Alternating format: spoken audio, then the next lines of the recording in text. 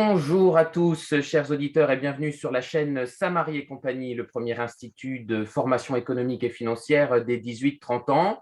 Bonjour Philippe Murer. Bonjour, Merci merci de m'avoir invité. et merci d'avoir accepté notre invitation. Merci, chers auditeurs, de votre fidélité. Abonnez-vous tout de suite, comme de coutume, en cliquant sous la vidéo, en mettant les pouces en l'air qui nous aident sur YouTube ou sur les autres plateformes à nous faire connaître. Aujourd'hui, une nouvelle interview. Vous vous souvenez, nous avons inauguré au mois de décembre notre série d'interviews. Nous avions reçu le chirurgien-dentiste Baudouin Bierry, chirurgien-dentiste suspendu, qui nous avait parlé écologie à travers notamment son dernier ouvrage qui s'appelle Glaciation. Vous pouvez aussi nous retrouver sur notre site internet samary-compagnie.fr et vous abonner à notre mensuel dédié aux 18-30 ans Finances éthiques. Et puis, comme vous le savez, nous continuons aussi à faire des foires aux questions mensuelles en économie et en finances personnelles pour petit à petit euh, écarter les mâchoires de l'État qui se referment puissamment vers nous, sur nous. Alors, Monsieur Murer, merci d'avoir accepté votre invitation. Est-ce que vous pourriez, pour ceux qui ne vous connaîtraient pas encore, vous présenter brièvement et nous présenter un petit peu votre actualité, même si on vous voit sur les plateaux de CNews notamment. On vous écoute. Avec plaisir. Alors, en termes d'études, moi, je suis à la fois ingénieur, maths P ingénieur, et aussi formation en sciences économiques avec une maîtrise et un DESS de sciences économiques. J'ai travaillé dans le privé, j'ai travaillé aussi pendant longtemps, j'ai travaillé, c'est l'essentiel de ma carrière, dans le public comme enseignant, aussi enseignant vacataire en finance à la Sorbonne, à Lyon 2 et à l'EM Lyon. Et je suis rentré en politique en 2011. Alors, de manière assez bizarre, quoi, en fait, impromptue, ce n'était pas calculé, c'est qu'en fait, j'avais un petit peu en tant qu'économiste, je voyais bien que mon pays, son économie était en train de se déliter, était promis au pire avec le libre-échange, l'euro et beaucoup d'autres choses, et la concurrence chinoise. Et donc, j'ai commencé à m'y intéresser de plus en plus et en 2011, j'ai réuni autour de moi, c'est moi en tout cas l'initiateur de tout cela, Emmanuel Todd, Jacques Sapir, Jean-Claude Verbroek, Hervé Juvin et en fait tous les économistes, Gérard Lafay, tous les économistes de la droite à la gauche, de ce qu'on a qualifié faussement d'extrême droite comme de l'extrême gauche, voilà, tous les économistes autour de la question du libre-échange. Donc, on avait fait le premier sondage avec l'IFOP qu'on a payé de notre poche, les économistes, sur les Français, le protectionnisme et le libre-échange. Ça vous dit d'ailleurs de beaucoup de choses, que des particuliers soient obligés de faire un sondage sur le sujet alors que vous avez des sondages sur faut-il avoir des cheveux bleus, est-il normal que votre chien soit rasé ou je ne sais pas, des sujets complètement stupides. Par contre, un sondage sur le libre-échange, il n'y en avait eu absolument aucun. Donc, ça dit des choses sur notre système et notre société. En 2014, j'ai voulu aller au combat sur nos idées et je suis allé dans l'armée que nous avions à ce moment-là, qui correspondait bien à ce que je pensais sur pas mal de sujets, qui était le Front National. Donc, j'ai rejoint pour les élections européennes le Front National et je les ai aidés à avoir tout un tas de fiches, de notes, d'argumentation sur les sujets économiques et un petit peu au-delà. J'ai été ensuite conseiller économique de Marine Le Pen jusqu'en 2017, jusqu'après la présidentielle, en fait jusqu'en septembre 2017 exactement, sur les sujets d'économie, mais j'ai aussi pas mal participé au programme sur l'agriculture et sur le programme de l'écologie, mais que le Front National a très peu développé, alors qu'on avait un vrai projet. Bon, j'ai abandonné le Front National et Marine Le Pen, évidemment, quand elle a abandonné tous ses électeurs en disant que finalement, elle avait défendu le drapeau français et la souveraineté nationale, mais qu'on pouvait s'en passer et qu'elle s'était trompée pendant 3 ans et que finalement, ce drapeau, on pouvait le rejeter à terre et rester dans l'Union européenne et tout allait bien se passer. Parce que la politique, c'est quelque chose d'extrêmement sérieux où on engage soi-même, mais aussi les autres. Et moi, je ne pouvais pas mentir pendant des années aux Français en leur disant qu'on allait pouvoir faire un super projet économique dans l'Union européenne, ce que je ne crois absolument pas. Voilà, donc je milite aujourd'hui pour l'union des souverainistes. Je pense qu'on a un vrai travers en termes de souverainistes. Pour moi, les souverainistes, il y en a 3. Hein. Il y a Florian Philippot, François Asselineau et Nicolas Dupont-Aignan, qui maintenant est pour un référendum sur l'Union européenne. Effectivement, le problème qu'on a, c'est qu'on n'est pas unis, pas alliés, alors que déjà, on a évidemment du mal à avoir accès aux médias et que ce serait fondamental pour faire des scores et pour donner confiance aux gens. Donc, je suis moi-même essayiste, Donc, j'ai commencé par des articles dans Marianne, dans La Tribune, tant que ces quotidiens m'étaient ouverts. Depuis que je suis passé au Front National, ces quotidiens me sont complètement fermés, que ce soit Marianne ou La Tribune. Maintenant, je publie plutôt dans Causeur et Boulevard Voltaire. En termes de livres, j'ai travaillé avec Jacques Sapir pour la fondation de Jean-Pierre Chevènement Respublica, sur Scénarii de sortir de l'euro, dont on parlera peut-être, pour voir ce qu'il se passait économiquement si on sort de l'euro. Et j'ai aussi pas mal travaillé sur l'écologie, c'est la moitié de mon travail en fait, puisque je pense que avoir un milieu où on vit qui soit vivable est quelque chose de fondamental, et hybrider l'écologie et l'économie est fondamental pour l'avenir, et notamment l'avenir de la jeunesse. Et donc, j'ai fait 2 livres. En 2014, un livre qui s'appelle « La transition énergétique, une énergie moins chère et 1 million d'emplois créés ». La transition énergétique s'entendant comme sortir des énergies fossiles. Et j'ai publié l'année dernière un livre qui s'appelle « Comment réaliser la transition écologique, un défi passionnant », donc sur l'ensemble des thèses écologiques. Et cette année, je viens de sortir du capitalisme du désastre, ce qui ne veut pas dire sortir de l'économie de marché, etc., mais c'est de dire que ce capitalisme nous a conduit au désastre et il faut, bien entendu, éviter et donc sortir de ce désastre. Voilà, pour finir, j'ai 2 combats. C'est la liberté et la souveraineté nationale. Puisque sans souveraineté nationale, on ne peut pas agir. Et donc, la France n'a aucune chance de se redresser. Et à l'intérieur de la souveraineté nationale, donc, je plaide pour quelque chose qui me semble fondamental avec la trahison des élites auxquelles nous assistons depuis des décennies, c'est-à-dire une forme de démocratie directe avec au moins un référendum d'initiative citoyenne, c'est-à-dire à l'initiative de citoyens sur n'importe quel sujet. Les thèmes économiques qui me semblent fondamentaux, les thèmes écologiques et évidemment les thèmes de flux d'immigration qui me semblent aussi essentiels. Voilà ce que je peux vous dire sur moi-même.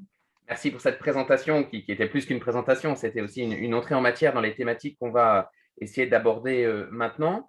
Alors, vous avez fustigé récemment sur TV Liberté, et vous le faites régulièrement, ce que vous appelez l'ultralibéralisme, que vous accusez de nombreux mots. Donc, qu'est-ce que c'est pour vous l'ultralibéralisme? Et du coup, derrière, quelle est votre conception du libéralisme? Et notamment, est-ce qu'il n'est pas un peu caricatural d'opposer libéralisme et protectionnisme? J'ai prononcé à titre personnel l'été dernier une conférence où j'essayais de réconcilier les 2 concepts de souverainisme et de libéralisme. Moi, je suis souverainiste dans un certain nombre de domaines et je partage avec vous cette nécessité d'être souverain, notamment sur la question monétaire, sur la question de la concurrence, sur la question juridique, notamment sur la question de nos frontières aussi. Vous en avez dit un mot. Mais je pense qu'il y a un attelage intellectuel à reconstituer entre la défense d'une forme d'économie de marché et de libre-échange et cette nécessité de se protéger aussi des très gros. Vous avez parlé notamment de la Chine. Alors, si on revient un petit peu sur les mots, parce que souvent les querelles, comme disait John Locke, roulent sur les mots, qu'est-ce que vous entendez par libéralisme, ultralibéralisme? Alors, déjà, je réponds à 2 petites choses que vous dites et qui sont très intéressantes. Oui, on peut être souverainiste et totalement libéral. D'ailleurs, quand on est souverainiste, justement, on peut choisir le régime économique que l'on veut, on peut choisir absolument les politiques que l'on veut. Donc là-dessus, je ne suis pas du tout en désaccord avec vous.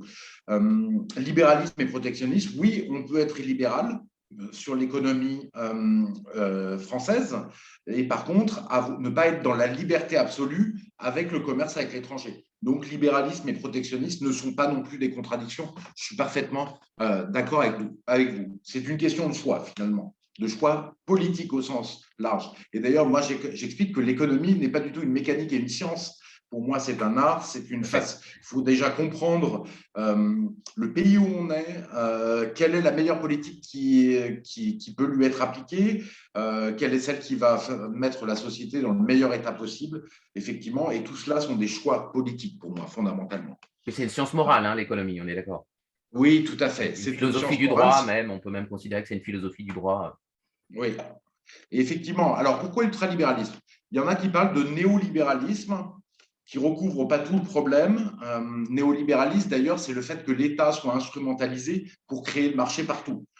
Par exemple, aller créer un espèce de faux marché d'hôpital public en vérifiant s'ils font des profits ou pas, alors que ça n'a absolument aucun sens, évidemment, en mettant la tarification à l'acte qui maintenant pose des problèmes. Alors, effectivement, il y a une part de néolibéralisme, mais pas seulement. En plus de cela, le mot ultra dit bien ce qu'il est. Pour moi, c'est un libéralisme économique radicalisé. Moi, je ne suis pas opposé au libéralisme économique, hein. Je vais préciser ma pensée là-dessus, mais là, je trouve qu'aujourd'hui, il est radicalisé, chimiquement pur. Voilà. Alors, qu'est-ce qui s'est passé depuis 40 ans? Revenons sur ce qui s'est passé depuis 40 ans. Moi, j'avais 12 ans en 1980. Je voyais la France qui était totalement opposée à la voie suivie par Margaret Thatcher et Ronald Reagan. Qu'est-ce qui s'est passé en France? On a réduit les protections des salariés. Avant 1990, je crois que c'est la date, il n'y avait pas de contrat à durée déterminée.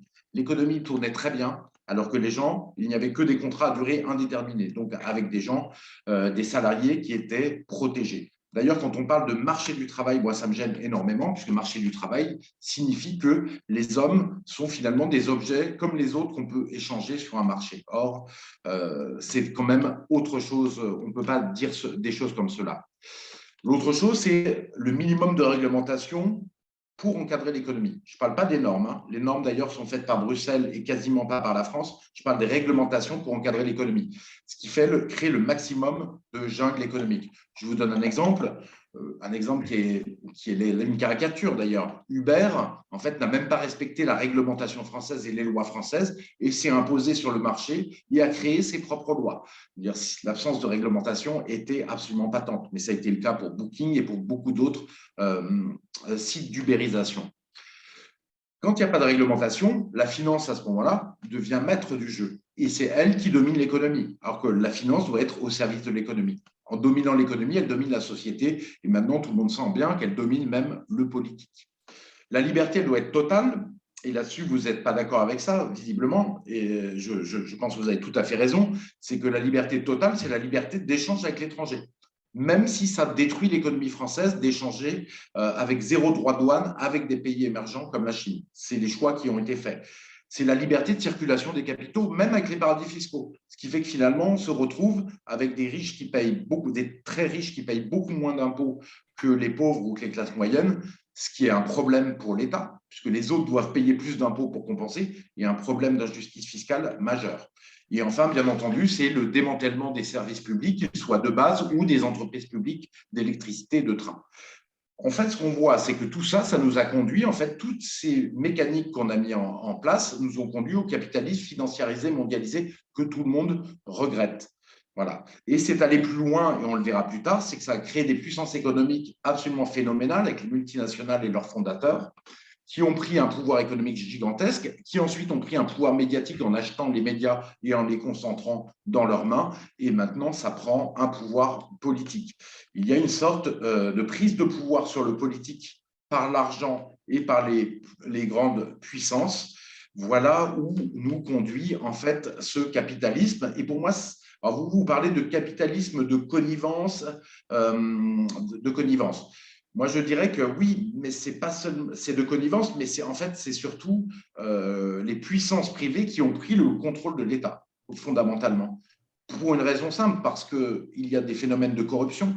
Édouard Philippe qui part du gouvernement pour aller chez Atos et gagner 4 000 € par mois en faisant une séance, une demi-journée de conseil de surveillance d'Atos, alors même qu'ils réglementaient Atos et qu'ils ont offert des marchés à Atos, me semble-t-il, l'État français, et notamment, je crois, avec le QR code, on voit qu'il y a un problème de collusion d'intérêts pour l'argent de notre classe politique.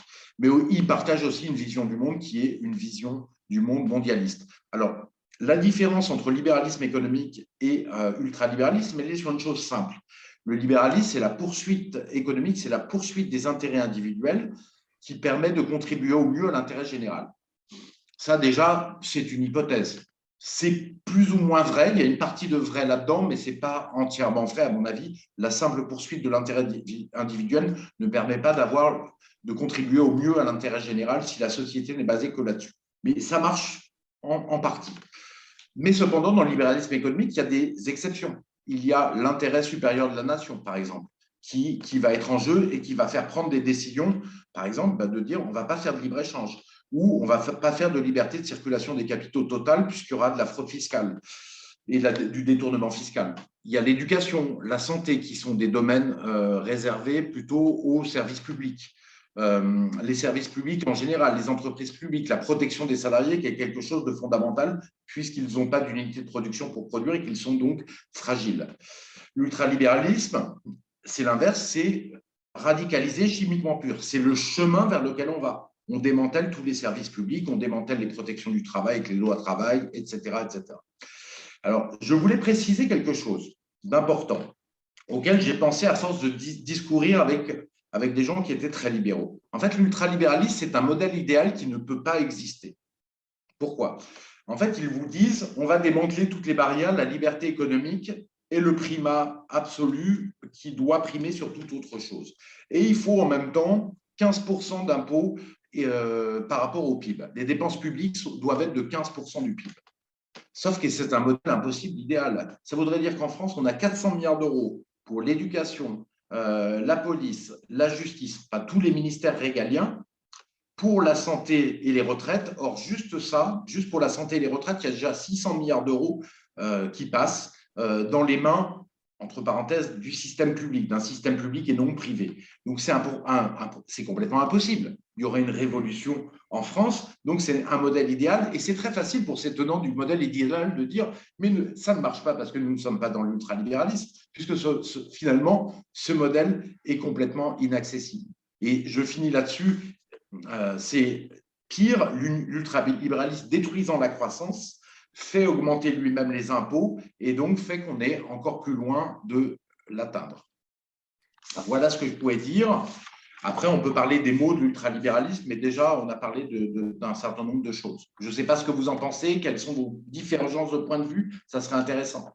Alors, en réalité, moi, ce que j'entends par libéralisme, et c'est vrai que bien souvent, je récuse les notions d'ultralibéralisme, néolibéralisme, turbolibéralisme, parce que pour moi, je le prends plus haut, c'est-à-dire que le libéralisme, c'est juste une philosophie du droit qui stipule en fait une seule chose, l'obligation morale faite au souverain, sans préjuger de la forme du souverain. Ça peut être le peuple, évidemment, ça peut être un roi, ça peut être, je veux dire, après on entre dans le domaine de la science politique, eh bien, de respecter les droits fondamentaux de l'individu, y compris éventuellement et idéalement comme créature de Dieu. On peut revenir sur les chartes médiévales, sur la philosophie de saint Thomas d'Aquin, etc. Et finalement, j'en tire une conséquence qui, du coup, n'est dans un premier temps ni économique, même si évidemment c'est le capitalisme et l'économie de marché qui découlent de cette conception libérale, ni politique, même si c'est évidemment la séparation et l'équilibre des pouvoirs qui en découlent au plan politique, eh c'est simplement de limiter le pouvoir de l'État à la protection des droits et des libertés individuelles, à ce qu'on appelle l'état de droit, et on va en parler aussi aujourd'hui, à la règle de la loi, comme disait Hayek, autour du triptyque qui était déjà reconnu sous la monarchie, le triptyque de la liberté, de la propriété, de la responsabilité, et comme disait Bastia, antérieure et supérieure à toute législation humaine. Voilà, pour moi, c'est ça le libéralisme, avant d'être et ça n'est pas, même, c'est pas avant d'être, et ça n'est pas une doctrine économique, ça n'est pas une doctrine politique. Donc c'est pour ça que c'est important de repréciser les concepts, parce qu'en réalité, je ne pense pas qu'on puisse en arriver l'un et l'autre à être souverainiste dans un certain nombre de domaines, à reconnaître la nécessité qu'il ne fallait jamais faire l'euro, et donc aujourd'hui qu'il faut en sortir, on va en parler, en partant de postulats qui seraient si éloignés. Donc je partage en partie votre diagnostic. Je ne parlerai pas à titre personnel d'ultralibéralisme parce que ça laisserait entendre que c'est un libéralisme radicalisé, mais tel que je viens de le définir, eh bien, il n'aboutit pas à cela. C'est pour ça que je préfère parler d'un Vous pensez qu'il n'est capitalisme. pas radicalisé aujourd'hui? Ce n'est pas le libéralisme tel que je viens de le définir qui est radicalisé. Non. C'est ce capitalisme de connivence, ce mélange de cette complicité entre les grandes puissances, bien souvent les grandes puissances économiques, bien souvent monopolistiques dans leur secteur, avec l'État, avec ces jeux permanents, on l'a évoqué avec Édouard Philippe, de revolving doors entre le public et le privé. Pour moi, c'est ça qui donne lieu maintenant, parce qu'ils en constatent l'échec, qui donne lieu à un capitalisme maintenant de surveillance et, in fine, effectivement, au crédit social à la chinoise qu'ils veulent maintenant nous importer avec le pass sanitaire qui est en train de devenir le pass vaccinal aujourd'hui. Alors, je comprends votre sujet et vos positions. Alors, le problème, revenons effectivement au problème du libéralisme. Moi, je pense que le libéralisme est le problème aujourd'hui. La philosophie libérale qui est une réduction de l'homme, est le problème aujourd'hui, justement. Donc là, on est vraiment dans le cœur du sujet, même si je ne suis pas un philosophe, hein, donc je ne vais pas forcément l'exprimer d'une manière parfaite. Juste pour réagir sur ce point, je pense effectivement que le débat est finalement philosophique. D'ailleurs, lorsque je dis que le libéralisme est une philosophie du droit, de fait, j'abats les cartes de la philosophie. Et d'ailleurs, fondamentalement, je pense que la question derrière le libéralisme, c'est celle, en effet, du libre arbitre. Et j'ai écrit dans Contrepoint il y a quelques mois un libéralisme où un article où j'ai essayé de montrer que le libéralisme n'était pas un matérialisme. Et en fait, qu'à partir du moment où on fait l'hypothèse du libre arbitre de l'individu, eh bien, on peut défendre les positions, la position que je viens d'exposer. Mais effectivement, là, on entre dans le champ de la philosophie, mais tout se tient malheureusement ou heureusement. Alors, moi, je vous donne ma position. Oui. Le libéralisme, effectivement, c'est la défense des libertés individuelles avant toute chose, qui est finalement le guide suprême des choix, quoi. Effectivement, c'est le système dans lequel nous sommes, donc des libertés individuelles, des droits de l'homme et aussi, bien sûr, la satisfaction des besoins matériels. La coexistence des hommes ne se fait plus par la morale, par une vision commune du monde. La coexistence des hommes dans une communauté qui est évidemment forcément nationale, là on est d'accord dessus. La coexistence des hommes ne se faisant pas de ça, elle se fait par la loi et par la morale, l'état de droit et la morale. D'ailleurs, l'état de droit, on peut en dire des choses. Moi, je trouve que le droit est important, mais attention à ne pas l'instrumentaliser comme on le fait aujourd'hui. Le rôle de l'État, du coup, c'est de laisser chaque individu déployer sa liberté individuelle au maximum sans empiéter sur celle des autres. Voilà. D'ailleurs, chacun définit le bien tel qu'il l'entend. On rentre d'ailleurs, et c'est le problème là-dessus, c'est qu'on rentre dans une forme de relativisme moral très facilement, sauf si tout le monde, effectivement, possède les mêmes valeurs morales. Et chrétien. Le problème, c'est que le libéralisme détruit lui-même les fondements chrétiens, les fondements de la religion. Mais quand le juge suprême est la liberté, tout désir qui ne bafoue pas le contrat d'un autre individu, tout désir, tout projet accédera à ce moment-là forcément au statut de possibilité et à la fin de droit de l'homme. Et moi, je pense au mariage homosexuel dont la mécanique s'est exactement déroulée comme ça, qui est en train de passer à la PMA pour tous et bientôt à la GPA pour tous et à la fin des fins, au transhumanisme. Voilà. En fait, le libéralisme ne posant aucune limite à l'homme, les limites volent en éclats. On a une fragmentation, une atomisation de la société et justement, il y a un individualisme massif. Et c'est l'individualisme tiré du libéralisme, pour moi. Le libéralisme, vous comprenez bien, demande l'individualisme. D'ailleurs, il parle de quoi? Vous l'avez défini vous-même, de liberté individuelle à l'état pur et jamais de collectif et de bien commun. Mais dans le respect… problème… Alors, je finis. Non, allez-y. Non, mais pas de problème. Je vous laisserai finir. À partir de ce moment-là, l'individualisme fait quoi? Fait que les individus sont extrêmement faibles, tous les individus qui sont gouvernés, alors que les gouvernants eux-mêmes vont mettre en place un projet économique, un projet de société uniquement dans leur intérêt d'individus, et eux se coalisent, ils ne sont pas très nombreux, ils se coalisent d'ailleurs avec l'argent qui est leur motif commun et qui découle aussi la recherche de l'argent du libéralisme, qui finit par une course à l'argent, et donc l'individu extrêmement faible, il devient complètement asservi. Donc moi, je ne suis pas du tout anti-libéral, mais je trouve qu'il y a dans le libéralisme, en fait, il y a une limite, c'est le fait qu'on ne parle que d'individus, et en fait, on ne parle pas de bien commun, on ne parle pas de collectif, on ne parle pas de limite, et effectivement, on a détruit en cela le monde d'avant, tous ses fondements anthropologiques, et on a détruit le collectif. Donc pour moi, il faut qu'il y ait un équilibre entre individu et collectif, et c'est le retour à la philosophie antique d'Aristote qui permettra de retrouver cet équilibre en parlant aussi du nous et pas en parlant seulement du jeu. En fait, le libéralisme, finalement, par le fait qu'il est un modèle, pour moi, un peu trop pur, qui ne prend pas en compte tous les fondements, tous les principes humains, finit par cannibaliser lui-même, c'est là aujourd'hui on en est, ses propres fondements, qui est le fait, son fondement étant, comme vous l'avez dit, la liberté. C'est pour ça que tout à l'heure, mais peut-être ma position et le courant libéral que je défends est-il minoritaire, je veux bien le reconnaître. C'est pour ça que j'ai bien insisté tout à l'heure en disant la défense des droits fondamentaux de l'individu, y compris comme créature de Dieu, je mets y compris pour ne pas froisser les susceptibilités, mais il est très clair que pour moi, et dans ma conférence, je n'avais pas pris cette précaution-là, c'est comme créature de Dieu, et donc dans le respect de la loi naturelle.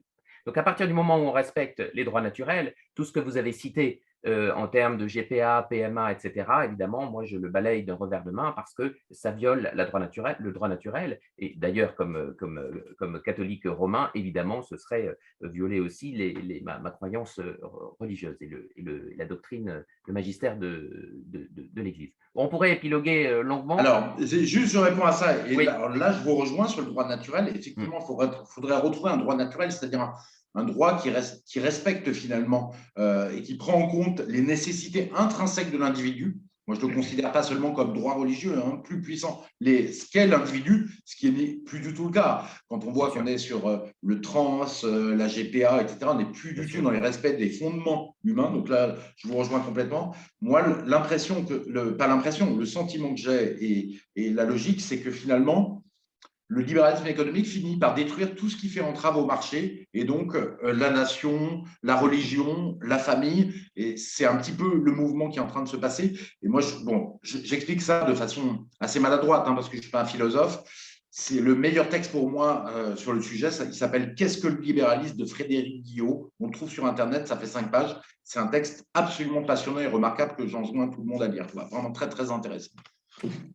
Très bien, on va avancer. Le sujet est passionnant, mais on a d'autres marrons au feu. Je partage comme vous l'impérieuse nécessité souverainiste de sortir de l'euro pour faire gagner notamment notre pays en compétitivité, notamment dans le domaine industriel. Alors concrètement, parce que cette perspective fait peur et on voit bien combien on a agité avec le Brexit des peurs totalement infondées sur la sortie, alors pas de l'euro pour le Royaume-Uni, mais en tout cas de l'Union européenne. Comment est-ce qu'il faudrait s'y prendre et à quelles secousses les Français doivent se préparer en cas de retour à une monnaie nationale, retour au franc? Vous avez raison, le Brexit, on agite deux peurs quand on veut sortir de l'Union européenne. La peur de sortir de la monnaie pour la France et la peur de sortir de l'Union européenne pour les pays qui n'ont pas l'euro. On voit que la première peur était infondée sur le Brexit puisque le Royaume-Uni s'en tire bien et qu'il y a eu zéro catastrophe et qu'en fait, les médias finalement faisaient quoi? Ils défendaient leur vision du monde et les politiques européistes en agitant les peurs. D'ailleurs, ils agitent aussi les peurs de la dette publique, ils agitent les peurs pour d'autres de la dette privée, les peurs de l'euro et la peur du Covid. Donc, en fait, on est dans une société gouvernée par la peur, tout simplement, parce que le projet que proposent nos concurrents est absolument odieux et n'a rien d'attirant. Ils ne peuvent plus le défendre, donc ils ne le défendent qu'en disant « surtout n'en sortez pas, sinon c'est la catastrophe ». Et donc, c'est l'agitation des peurs. Concernant l'euro, là, la peur est vraiment agitée de façon infondée. D'ailleurs, je rappelle le niveau de la peur qui est utilisé par le système, c'était Nicolas Sarkozy. On doit pouvoir retrouver cet article dans le Figaro en 2011 qui disait « Si la France sort de l'euro, la dette publique doublera ou triplera ». Sans aucune raison, juste un appel aux instincts primaires, au cerveau reptilien pour faire peur. Il n'y a absolument aucun fondement à cela. Alors, il n'y a aucun fondement à cela parce que déjà, si on regarde, il y a l'article de Jonathan Tepper de 2011 montrait qu'il y a eu 69 unions monétaires qui ont, en un siècle, été défaites. Et qu'en fait, il n'y a pas de problème, il n'y a pas de problème juridique à cela, il n'y a pas de problème économique. Au contraire, les pays qui sortent des unions monétaires deviennent plus riches et plus démocratiques. D'ailleurs, il y a un exemple récent, qui est l'exemple de la Tchécoslovaquie, dont personne n'a entendu parler, paradoxalement. La Tchécoslovaquie, c'était un seul pays. Il s'est divisé en deux pays, Tchéquie et Slovaquie, avec deux monnaies en séparant. D'ailleurs, c'était encore plus compliqué parce qu'eux devaient séparer les dettes. Eh bien, personne n'en a entendu parler parce que ça s'est fait très rapidement, très simplement, et que ces deux pays sont allés très bien juste après cette séparation. En fait, au niveau de la France, c'est aussi un phénomène très, très simple. En fait, il faut préparer les lois déjà pour que la nouvelle monnaie devienne le franc et pas l'euro. Là, il y a un petit travail de préparation des lois qui n'est pas très long. Et ensuite, derrière, sortir de l'euro, c'est quoi? C'est changer de symbole. La monnaie n'est qu'un symbole. C'est-à-dire de fermer les banques pendant 3 jours. Et pendant ces 3 jours, tous vos comptes bancaires en euros vont être transformés en comptes bancaires en francs. Que ce soit pour votre entreprise, votre ménage, pour l'État. C'est-à-dire que vous aviez un compte bancaire avec 2 000 euros, au lieu d'euros, on va mettre francs. Voilà. Vous aviez une dette de, par exemple, 200 000 euros pour un achat immobilier, eh bien, vous auriez une dette de 2 000 francs. Ça se fait automatiquement par la lex monetae, qui est la loi internationale toujours appliquée, c'est-à-dire que les dettes suivent la monnaie. Vos actifs, au lieu d'être en euros, sont en francs. Rien ne change dans votre vie quotidienne. Vous payez votre baguette 90 centimes d'euros, ça sera 90 centimes de francs. Voilà. Alors évidemment, il y a une autre peur qui est agitée, la France, mais ça, ce qui montre le ridicule du système, quoi, je veux dire, dont il ne faut pas se leurrer. La France, pays cinquième puissance mondiale, avec un siège au Conseil de sécurité, la dissuasion nucléaire, le seul pays à avoir une réelle dissuasion nucléaire en Europe et une puissance économique encore forte, très forte, ne pourra pas avoir de monnaie. Et ça serait la catastrophe sur les marchés financiers. Mais quel truc ridicule. Je veux dire, il y a des pays tout petits, des pays du tiers-monde de quelques millions d'habitants qui ont leur monnaie, qui ont des marchés financiers qui tournent. Évidemment, qui tournent comme des marchés financiers de pays du tiers-monde. Mais il n'y a aucun problème pour qu'ils aient une monnaie. Et la France n'aurait pas de possibilité d'avoir de monnaie. Donc, on est vraiment dans le ridicule et dans l'agitation des peurs sur quelque chose voilà, de sacré aujourd'hui qui est l'argent. Et en fait, la crispation, par exemple, des boomers autour de la sortie de l'euro, bon, c'est la crispation autour d'une vision du monde évidemment mondialiste et européiste, mais aussi ça dénote que l'argent est devenu l'essentiel pour eux. Parce qu'ils ont complètement tort dans le fait qu'ils vont s'appauvrir. C'est aujourd'hui qu'ils s'appauvrissent. Leur retraite, elle baisse parce qu'elle est gelée, parce qu'il n'y a plus de création de richesse. Et bien entendu, l'État ne peut même plus détourner une partie du privé pour les amener aux retraités. Et c'est bien le problème. Et c'est pour ça qu'ils s'appauvrissent. Il n'y aura pas de perte de richesse s'il y avait une sortie de l'euro, au contraire, mais ça montre qu'ils sont crispés sur l'argent et sans projet. C'est-à-dire qu'en fait, ce sont les gens qui refusent la sortie de l'euro parce qu'ils sont trop vieux de peur de perdre leur économie, ce qui est complètement faux. Ce sont des gens qui considèrent que leurs petites économies, etc., en monétaire, qui sont généralement faibles, est plus importante que l'avenir de leurs enfants et de leurs petits-enfants. Ça montre réellement une société sans projet et complètement vide de sens. Comment on peut expliquer, par exemple, qu'un candidat comme Zemmour, qui veut réindustrialiser le pays, ne propose même pas cette sortie, ce Frexit et cette sortie notamment de l'euro, qui est l'étape indispensable pour retrouver de la compétitivité à l'export? Vous avez parfaitement raison, d'ailleurs. Alors ça, c'est parce qu'il a peur de parler de la sortie de l'euro et de l'Union européenne. Il a même peur de parler, de proposer aux Français, apparemment, on verra son projet, un référendum sur l'Union européenne. Les Français n'ont pas à avoir peur de leur propre décision, quand même. Il faut arrêter d'exagérer. Sinon, les Français ont peur de leur ombre et en tant que peuple, ils ne peuvent pas. C'est pas un peuple qui peut subsister, un peuple qui a peur de son ombre. Effectivement, c'est très étrange parce que Zemmour a bien compris que l'industrie est la clé de la prospérité. Il a bien compris qu'il fallait absolument relancer la production industrielle. Bon, ce n'est pas très compliqué, il y a beaucoup de gens qui l'ont compris.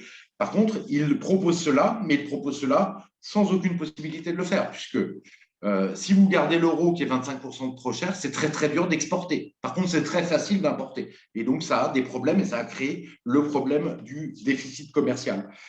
Donc, vous ne pouvez pas.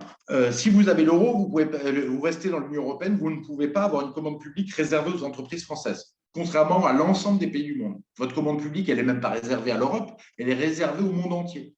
Il y a une concurrence totale, ce qui empêche de réindustrialiser, alors que tous nos concurrents donnent cet atout à leur industrie. Si vous avez l'Union européenne, vous ne pouvez même pas imposer l'affichage que vos produits sont faits en France ou en Chine, ou en Allemagne, ou dans différents pays du monde en mettant des pourcentages. C'est absolument interdit par l'Union européenne. Ce n'est possible que sur les fruits et légumes et quelques produits alimentaires. Sur le reste, c'est interdit. D'ailleurs, les étiquettes fabriquées en ont souvent même disparu des produits. Vous ne pouvez pas vous en vanter, vous ne pouvez pas obliger les entreprises. Et puis, vous ne pouvez pas faire d'état stratège, vous ne pouvez pas faire de planification, donc vous ne pouvez rien faire pour relancer l'industrie. Je pense qu'en fait, ça montre quelque chose.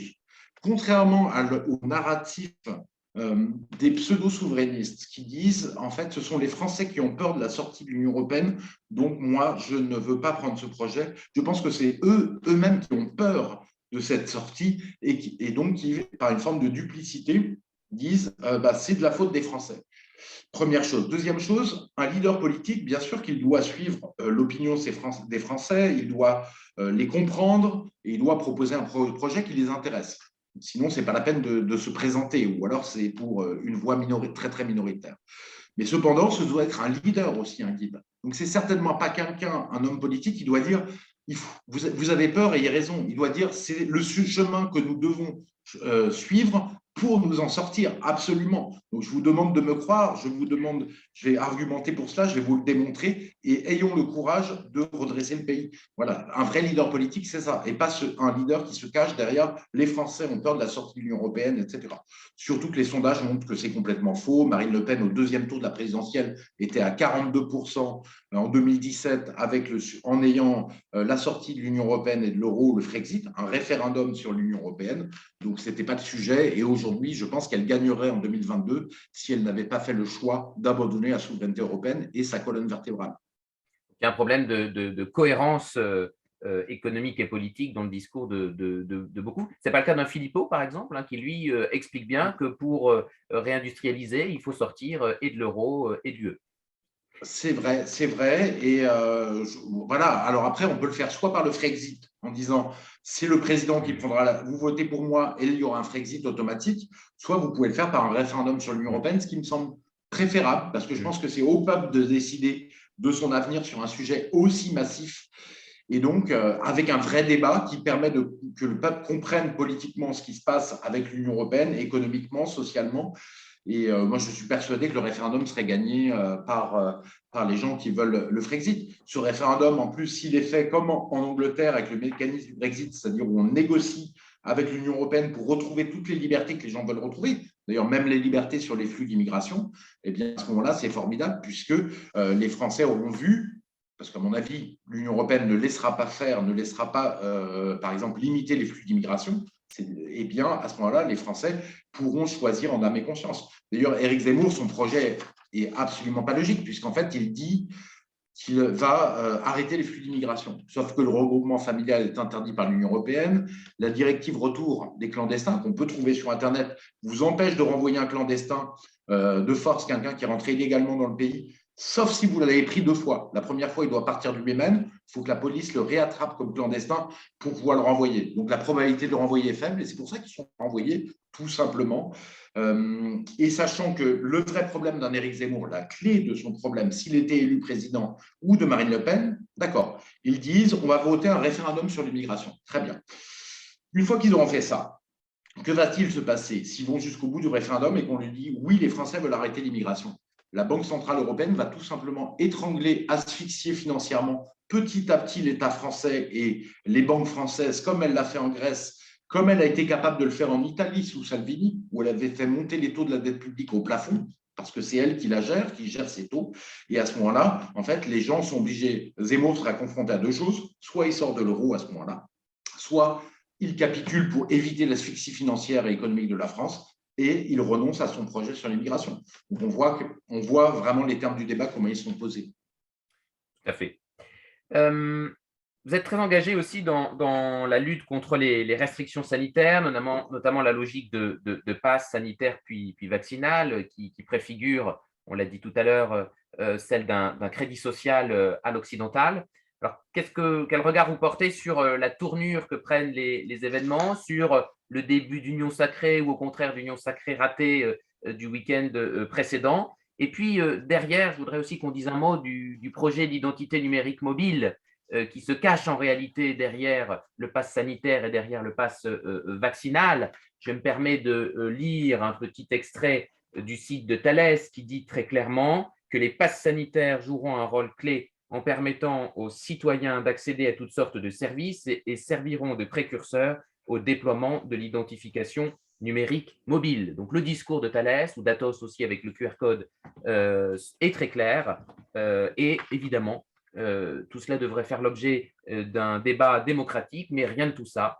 Fuite en avant vaccinale, fuite en avant liberticide. Quelle est votre position là-dessus? L'union sacrée, effectivement, avec Rémitel, nous avions appelé une union sacrée, une union de tous les politiques, de façon ponctuelle, bien entendu, juste sur ce sujet, en fait, de dire qu'il refusait absolument cette société du pass vaccinal, cette société de la ségrégation et de l'apartheid, avec les modalités qu'il définirait. Nous avions appelé en tant que citoyens qui avons un peu de poids sur ce sujet, un peu de poids que nous ont donné les gens sur les réseaux sociaux, en ce nom-là. Et en appelant à ça, on a vu une grosse mobilisation sur les réseaux sociaux. Tous les gens étaient d'accord, qu'ils soient de droite, de gauche, etc. Et malheureusement, donc on en a appelé à Marine Le Pen, Éric Zemmour, Jean-Luc Mélenchon, Asselineau, Dupont-Aignan, Philippot, et donc Jean Lassalle aussi. Et j'en oublie un, mais je ne me rappelle plus. Et donc, on a appelé à tous les gens anti-pass vaccinal à faire une union politique et à ériger une figure symbolique en face de l'autorité, figure autoritaire d'Emmanuel Macron qui voulait imposer ce passe vaccinal. Et donc cet apartheid. Et malheureusement, on n'en a eu que quelques-uns qui ont répondu. On a eu Poisson qui est avec Zemmour, mais Zemmour a refusé de répondre. On a eu Philippot, on a eu Asselineau qui a répondu d'une manière particulière en disant qu'il voulait une union des Français. Et voilà, on a eu Nicolas Dupont-Aignan qui a répondu oui aussi. Voilà. Et les autres ont dit, ben non, ce qui nous intéresse, c'est notre campagne politicienne et le sort des Français, qui est quand même très, très important avec ça, ne nous intéresse pas. C'est assez triste, mais ça représente pour moi une forme de politique politicienne, de ne pas être capable de se dresser contre la nation et le peuple français en danger, parce que ça crée un vrai danger. Surtout que là, maintenant, tout le monde comprend. Hein, au Omicron, selon Raoult dit qu'en fait, que les hospitalisés de Omicron, a priori, ont moins de risques de mourir que les hospitalisés d'un rhume. Parce qu'il faut savoir que les gens de 85 ans, quand ils ont un rhume un peu embêtant, ils ont une faible immunité, peuvent mourir. Ils meurent entre 1 et 2 %, ceux qui sont hospitalisés. Et donc, on voit que pour cette maladie qui devient de moins en moins dangereuse, je veux dire, de plus en plus contagieuse, mais de moins en moins dangereuse, et qui ressemble de plus en plus à un coronavirus du rhume, aujourd'hui, eh bien, le gouvernement est en train de détruire les libertés des Français, et détruire en plus pas à court terme, parce qu'en plus, ils ne disent pas le pass vaccinal va durer 3 mois, 6 mois. Ça va être détruit pour le long terme, parce qu'il dit on va le garder tant qu'il y aura des variants. Et le problème, c'est que le coronavirus va passer son temps à varier, à faire des variants. On l'a vu dans le passé, ça sera très probablement le cas dans l'avenir. Donc, le pass vaccinal, il est pour très longtemps avec ce sujet. Il est très longtemps chez Macron et très longtemps chez Pécresse, d'ailleurs, qui a exactement le même objectif que Macron, même en plus dur. Pourquoi on en est arrivé là, en fait? Le maître, celui qui nous a expliqué tout ça, très clairement, et moi qui m'a dessillé complètement les yeux sur le sujet, c'est Klaus Schwab, le patron du Forum de Davos, donc le patron du Forum des multinationales, en fait, du Forum économique mondial. Si vous allez voir, pour ceux qui regardent notre émission, le Forum de Davos, vous verrez que vous avez pas loin d'1 millier de multinationales qui donnent de l'argent au Forum de Davos, de façon pas importante pour elles, symbolique, mais ça finit par faire des montants conséquents et qui vont à Davos, où maintenant ça s'organise ailleurs chaque année, pour discuter ensemble des sujets mondiaux et en fait même de quelle devrait être la marche du monde. Et c'est pour ça d'ailleurs maintenant il s'appelle Forum économique mondial. Quelle doit être la marche du monde de l'économie mondiale? Alors Klaus Schwab le dit très bien dans son livre, il dit la mondialisation économique est une catastrophe pour les classes populaires et d'ailleurs les classes moyennes, pour le peuple des pays occidentaux. Ce peuple est en colère à cause de cela. Et donc, ça a donné lieu, il le cite explicitement, aux Gilets jaunes en France, au Brexit, et donc une réduction du mondialisme et la sortie de l'européisme du Royaume-Uni, et à Trump qui voulait un retour de la nation américaine avec son fameux slogan, mais qui était une réalité, Make America Great Again. Effectivement, pourquoi dit-il ça? Il dit parce que la nation, c'est le mal, la nation, c'est la guerre, la nation, c'est la Shoah, et donc il ne faut pas de ça. Il donne une petite chose aussi assez importante, que vous ne relirez pas, j'en suis persuadé. Il dit, en fait, les luttes sociales, les gens sont en colère à cause de ça, ce n'est pas ça qu'il faut favoriser. Ce qui nous intéresse, nous, ce sont les luttes Black Lives Matter, ce sont les luttes LGBT, et en fait, il vous dit clairement qu'il va les instrumentaliser pour détourner la colère sociale. D'ailleurs, George Soros le fait lui-même, et il le fait à coût de dizaines de milliards d'euros qu'il a mis dans sa société Open Society, qui alimente les ONG qui sont dans ses idées. Donc, ensuite, il nous dit quoi, Klaus Schwab? Il nous dit, bien, puisque le peuple est en colère, en fait, créons un monde robotisé. Tout est robotisé dans ce monde. Hein. Cet homme-là vous propose un monde où les bars, en fait, vous serez servi par un robot quand vous irez au bar. C'est tout cela pour des gains de compétitivité. C'est formidable. D'ailleurs, dans une vidéo, il avait même dit, pour écouter de la musique et avoir plein d'applications Internet, mettons-nous une puce dans le cerveau. Dans une vidéo de la radio-télévision suisse romande, il faut que je le précise, parce que c'est moi qui vais passer pour un fou, tellement cet homme est fou. Il disait, mettez une puce dans le cerveau, vous pourrez écouter de la musique. Peut-être que ça servira aussi à d'autres choses. Mais on voit cette voie vers le transhumanisme. Et Klaus Schwab, à la fin, donc, dit robotisation, surveillance numérique. Et évidemment, cette surveillance numérique partout, jusque dans vos toilettes, vous aurez des analyses médicales en temps continu. Ces gens-là sont vraiment dingues. Eh bien, ça vous permettra de tenir les peuples et d'éviter la colère populaire. Or, justement, c'est là où on voit que les élites politiques, en fait, sont sur le même projet, finalement. Elles veulent notre surveillance numérique pour éviter cette colère populaire. Et donc, on voit une collusion totale, une connivence totale entre les multinationales et les élites politiques. Pour les élites politiques, évidemment, pour les multinationales, c'est éviter de perdre la poule aux œufs d'or pour elles en termes de profit qu'est la mondialisation économique totale. Pour les élites politiques, c'est conserver leur pouvoir en conservant la mondialisation, qui est leur idée principale, et éviter la colère des peuples, et donc éviter le grand déclassement pour conserver leurs privilèges. Elles veulent absolument nous surveiller, elles pourront nous débrancher. Et donc, cette surveillance, elle passe par trois choses. Évidemment, vous avez parlé de Thalès. Moi, je me suis appuyé sur les mêmes sources que vous. C'est très intéressant ce que raconte Thalès, qui est un grand acteur de la surveillance numérique, effectivement, sur leur blog. Alors, il y a le pass vaccinal pour les loisirs, qui peuvent vous déconnecter de vos loisirs, ou pas. L'identifiant numérique sur Internet qui peuvent vous déconnecter d'Internet, donc ce qui est quelque chose d'énorme aujourd'hui. Vous êtes quasiment mort socialement si vous n'avez pas accès à Internet. Beaucoup de services sont sur Internet et même les services d'information. D'ailleurs, ce qui est agité par le Forum économique mondial, vous avez peut-être entendu cette petite musique, c'est la peur des cyberattaques qui est envoyée de plus en plus par le Forum économique mondial et qui permettra de justifier, à mon avis, l'identifiant numérique pour sécuriser le tout. Et c'est l'identité numérique avec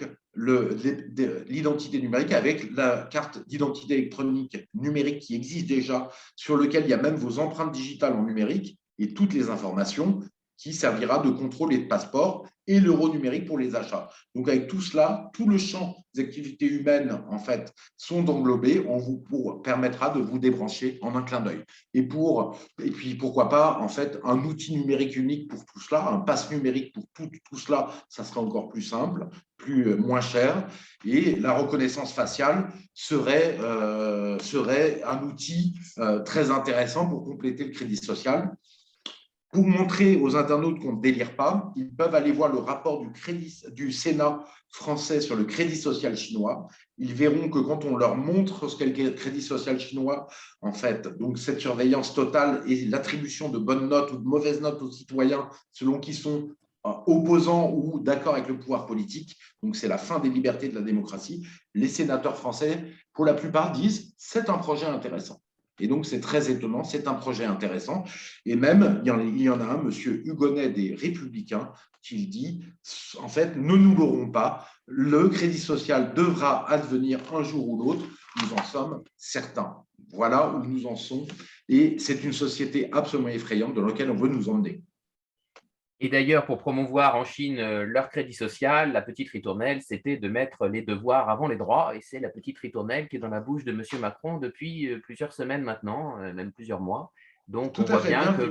Voilà, donc on voit bien que petit à petit, voilà, le discours infuse pour faire passer ce système-là qui, en réalité, pour revenir à notre discussion de tout à l'heure, est un système totalitaire, hein, appelons un chat, mais en réalité d'essence communiste, dans le sens où ce qu'ils veulent finalement, on l'a dit à plusieurs reprises, c'est la fin de la propriété privée. On a vu ces affiches ou ces publicités glaçantes, hein, vous n'aurez plus rien, mais vous serez heureux, du forum mondial. Donc cette attaque frontale de la propriété privée est très claire et elle est clairement marxiste, communiste, enfin on dit Mais alors, ce qui est marrant, c'est là où je ne suis pas d'accord avec vous, c'est que quand vous dites c'est l'essence marxiste, ce sont des patrons de multinationales les plus libéraux, ceux qui ont voulu l'ultralibéralisme et la mondialisation, qui veulent l'imposer. Donc, c'est une forme de communisme inversé, si on veut se mettre d'accord sur les termes. Mais dans mon libéralisme, small is beautiful, c'est-à-dire c'est la concurrence. Et la concurrence, elle amène à la non-concentration des entités et des firmes et des entreprises. Alors ça, donc vous avez une vision idéalisée du libéralisme. Effectivement, ou en tout cas idéal, pour ne pas vous critiquer. Mais dans ce cas-là, si vous voulez avoir ça, parce que la logique de cela, c'est la logique de l'argent qui fait beaucoup les élections. Moi, j'ai été dans des partis politiques, on est toujours à la recherche d'argent, qui est le nerf de la guerre. Même une élection législative, ça coûte 10 000 euros à un candidat qui est remboursé si vous avez dépassé un certain niveau, mais il faut déjà avancer les fonds. Enfin, il y a beaucoup d'argent. Alors, le problème avec le libéralisme, c'est que le libéralisme économique tend à créer, et le capitalisme tend à accumuler l'argent dans certaines mains. Très clairement, vous êtes d'accord avec moi.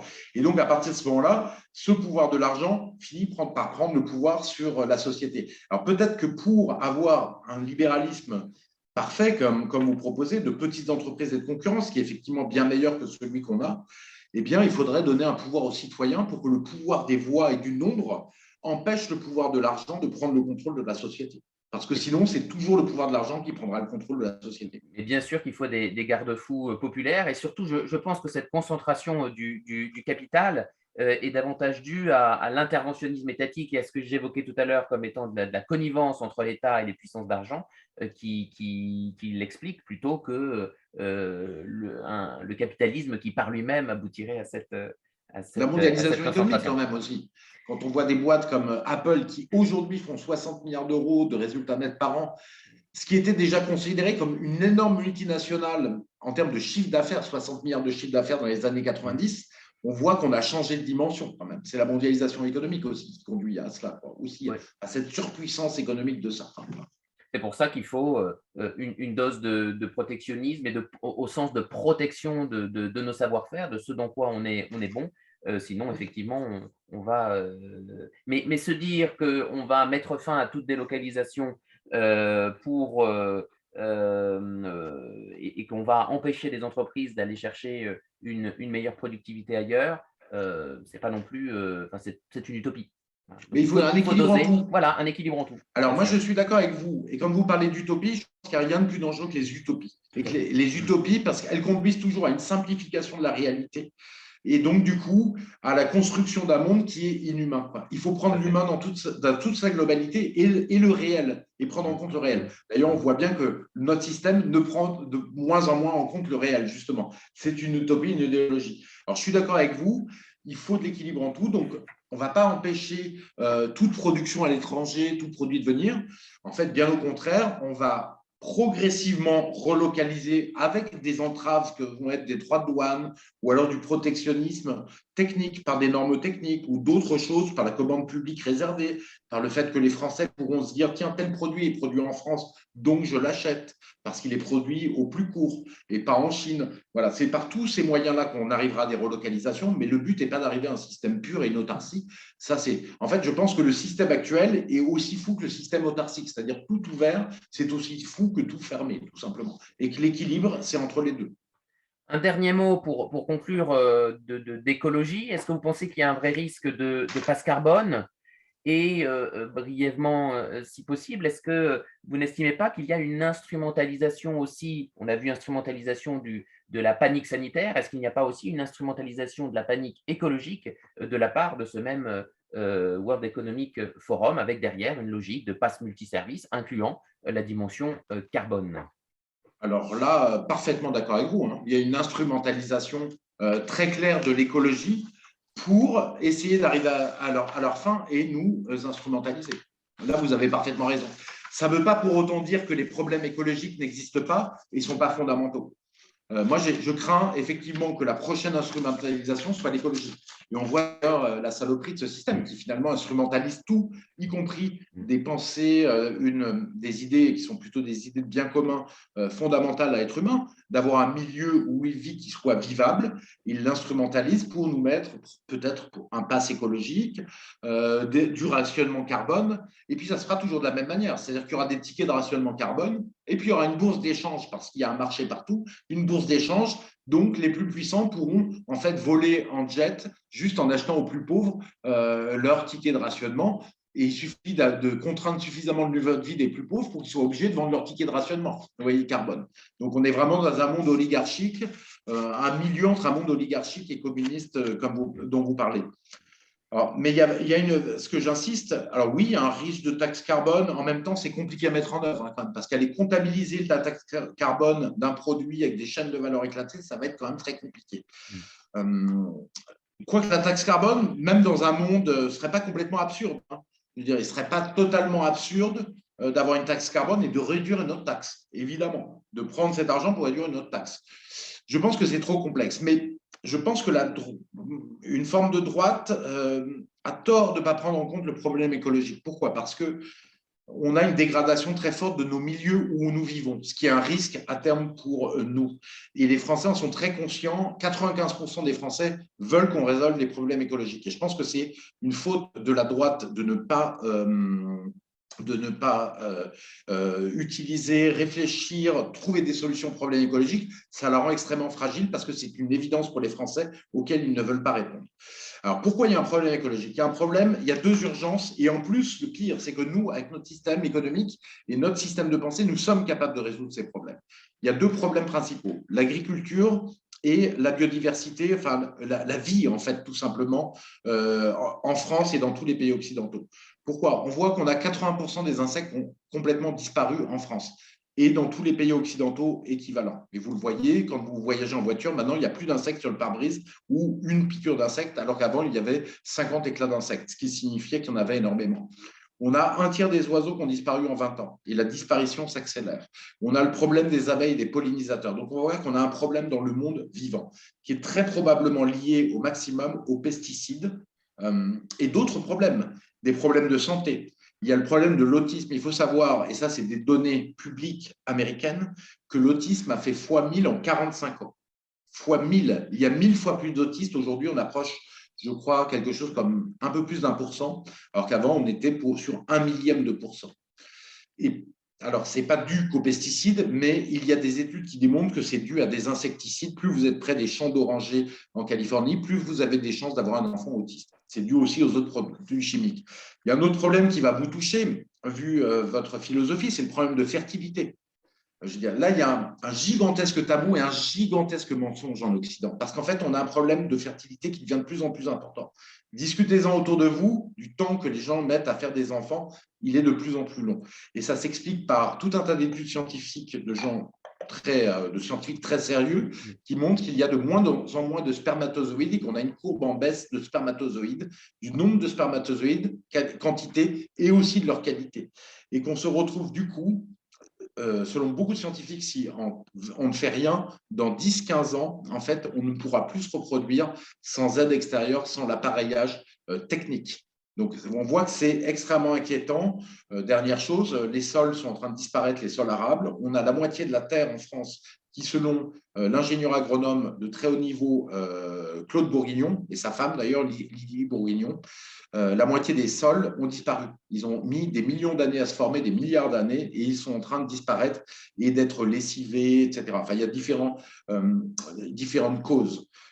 Voilà, on a un problème majeur et c'est là où moi je défends un certain interventionnisme en économie au nom de l'écologie. Après, il y a peut-être d'autres solutions, hein. Vous avez peut-être des idées là-dessus, avec une planification. Moi, je montre dans le livre comment réaliser la transition écologique, un défi passionnant, qu'en fait, on pourrait passer au 100% bio en 15-20 ans en France et ça coûterait 1% de notre PIB, 1% de notre PIB pour sauver notre richesse.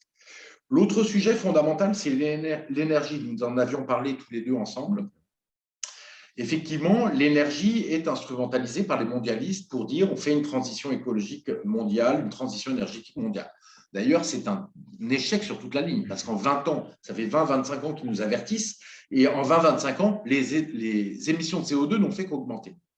Alors, est-ce qu'il y a un problème de réchauffement climatique? Moi, je le pense, mais j'avoue que je n'ai pas de problème avec les gens qui pensent différemment de moi là-dessus, parce que c'est un problème complexe.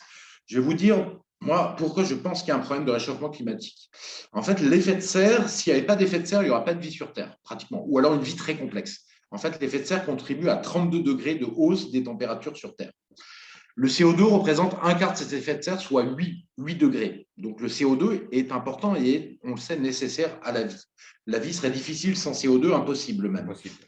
Le CO2, ses émissions ont tellement augmenté, une partie est allée dans l'océan, mais elles ont augmenté et on a 30% de plus de CO2 dans l'atmosphère. Donc, on se retrouve avec une augmentation des températures de de 1 degré. Logiquement, si on prenait ce ratio, ça serait 2 degrés, mais l'émission des températures, l'augmentation est fondamentale avec cela. Après, il y a d'autres sujets qui jouent. Mais je vais vous dire, moi, c'est mon sentiment, c'est ce que je pense. C'est pourquoi c'est mon sentiment, parce qu'il n'y a pas de démonstration mathématique et scientifique absolument pure du phénomène.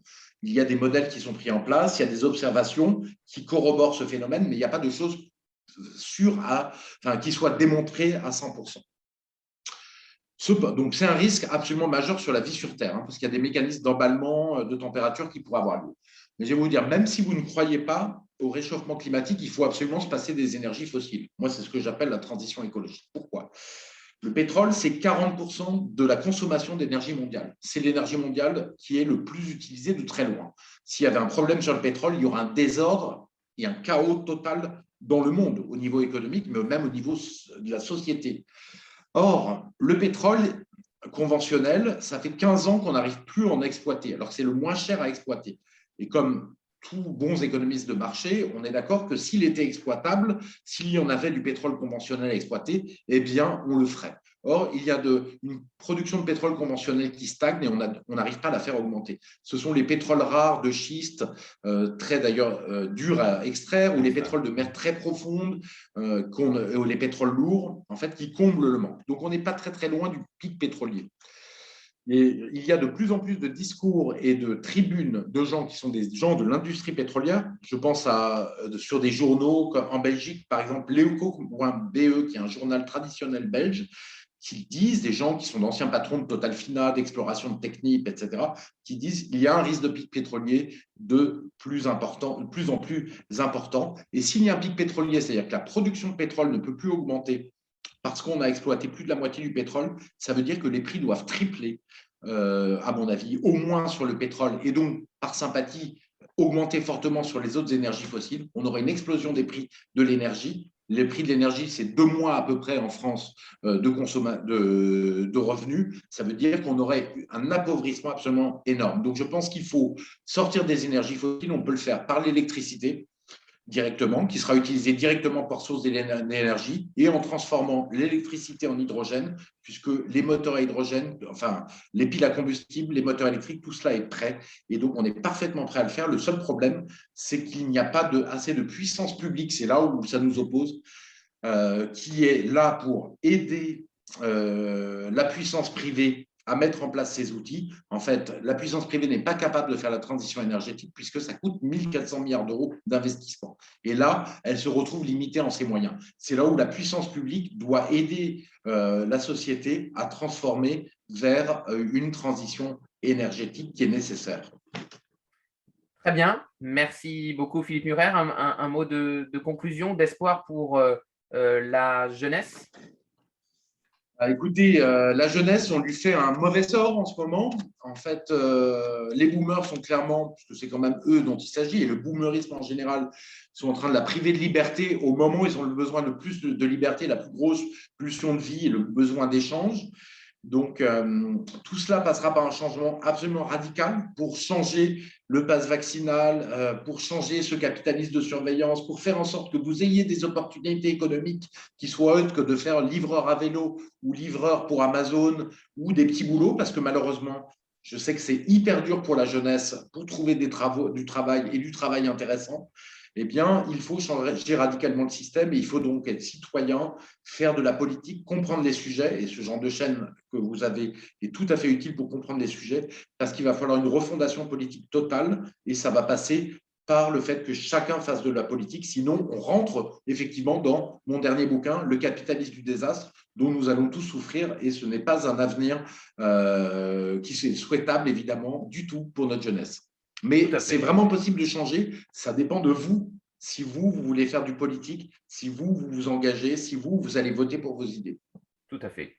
Le mot de la fin sera « Tout est politique, engagez-vous ».